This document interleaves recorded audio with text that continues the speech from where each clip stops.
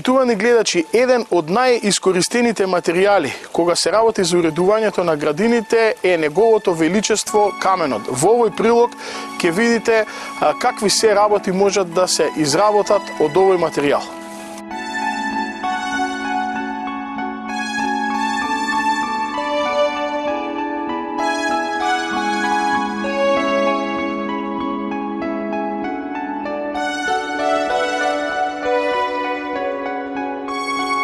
Секој природен камен е уникатен продукт со посебна текстура и боја, определени од илјадагодишните геолошки процеси, а не од модерните нестабилни хемиски бои.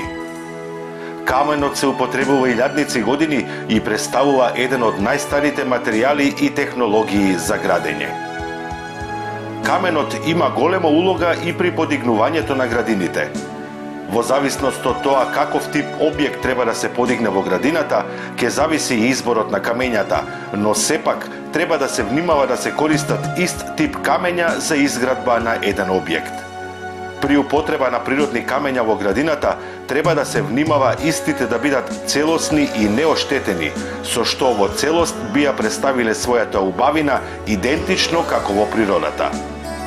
При поставување на необработени камења собрани од природата, треба да се внимава тие да се поставуваат секогаш да им се гледа лицето, со исклучок на речните камења кои се еднакви од сите страни, бидејќи секој камен има лице и заднина.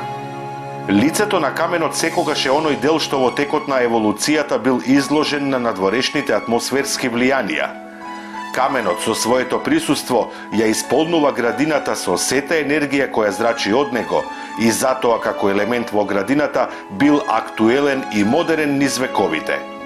На кој било начин тој се вклопува во кој било стил при оформувањето на градината. Неговата функција може да биде превентивно практична или конкретно естетска. Тој понекогаш го привлекува погледот како магнет. Друг пат неговото присуство е ненаметливо, но и покрај тоа сепак забележливо.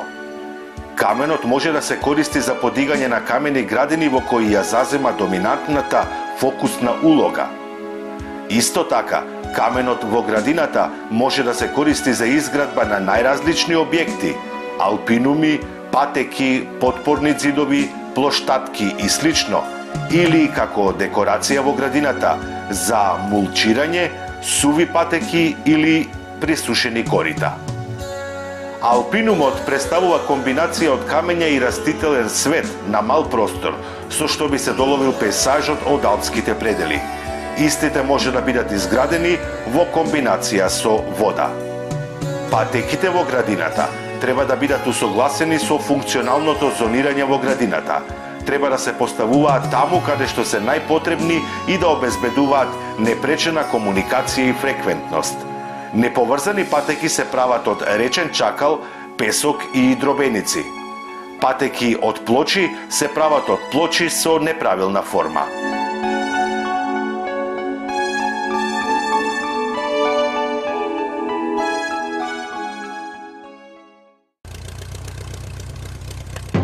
Гледај Гарден Клуб за доброто на твојата градина.